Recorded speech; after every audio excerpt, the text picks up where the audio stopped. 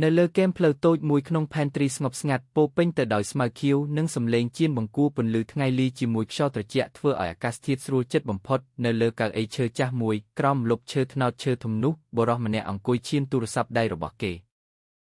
មិនខ្វល់ពីសំណួរពីសត្វឆ្កែតូចមកមើលចង់លេងជាមួយគេមិនខ្វល់ពីសំឡេងនៃសារធាតុធម្មជាតិឬសម្រស់នៃពេលព្រឹកស្រស់ស្រាយព្រះអាទិត្យចេញពីខាងលិចកំពុងបញ្ចេញពន្លឺលើផ្ទៃទឹកស្ទឹងមួយក្បែរនោះតែបុរសនោះនៅតែខំចុចទូរស័ព្ទដូចជាខ្លួននៅក្នុងពិភពផ្សេងទៀត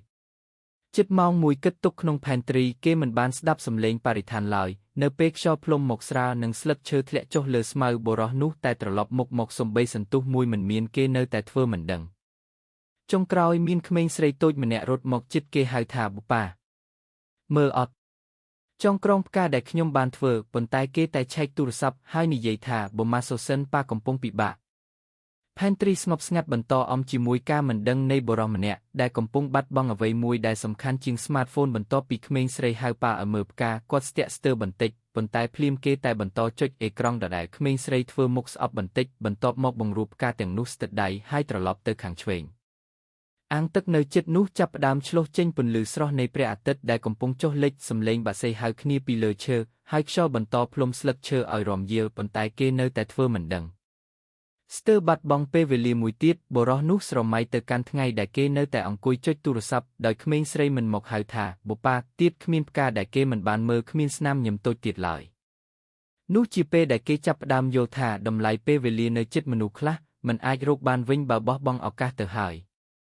ថ្ងៃនោះសំឡេងក្មេងស្រីតូចនោះមិនមានឡើងវិញផ្កាដែលនាងចង់ពោធិចោលទៅលើផ្លូវតូចបាត់បង់ចោលដោយខ្យល់ព្យួរឡើងទៅសមុទ្របុរសនោះនៅតែអង្គុយដដែលបែបតែមានអារម្មណ៍អវត្តមានទូរស័ព្ទនៅក្នុងដៃគឺគ្មានសារ៉ាបានមកទៀតទេគ្មានសួស្ដីសួរសុខទុក្ខពីក្មេងស្រី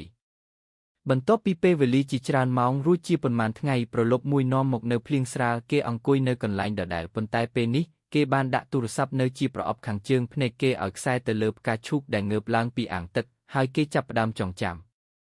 គេឃើញស្ទើរតែជាសៀងថ្លៃមួយបើទោះបីជាមិនអាចដោះវិលតាមបច្ចុប្បន្នបានក៏ដោយប្រលប់នោះបុរសនោះបានលើកខ្លួនឡើងបើកដៃទទួលភ្លៀងនិងដើរចេញពីកៅអីនោះជាលើកដំបូងអាចជាថ្ងៃដំបូងដែលគេបោះបង់ទូរស័ព្ទដើម្បីស្វែងរកអ្វីដែលមានតម្លៃជាង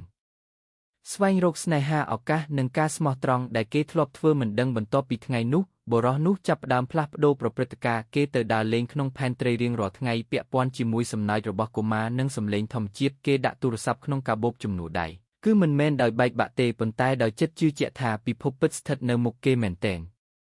ថ្ងៃមួយក្មេងស្រីនោះមកវិញដោយកាន់ផ្កាចុងតូចមួយក្បាលនាងមើលគាត់ក្នុងភ្នែកនិងនិយាយស្មោះស្ម័គ្រ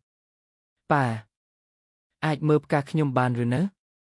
គេដើរទៅនឹងដុសជង្គង់មុខនាងថាប់លើក្បាលនាងយ៉ាងទៀងទាត់ហើយនិយាយប៉ាសូមអភ័យប៉ាមិនបានមើលមុននេះទេតែឥឡូវប៉ាចង់មើលគ្រប់ពេលនោះ pantry ស្ងប់ស្ងាត់คล้ายជាកន្លែងពោពេញដោយសំណើចខ្យល់ភ្លុំយ៉ាងទន់ភ្លន់ស្លឹកឈើរំយាលស្ទើរដូចជាផ្សាយព្រះសេចក្តីអភ័យនិងការចាប់ផ្ដើមថ្មីពេលនោះទូរស័ព្ទមិនមែនជាពិភពរបស់គេឡើយពិភពរបស់គេគឺសំខាន់ជាងគេស្ថិតនៅក្នុងភ្នែករបស់កូនស្រី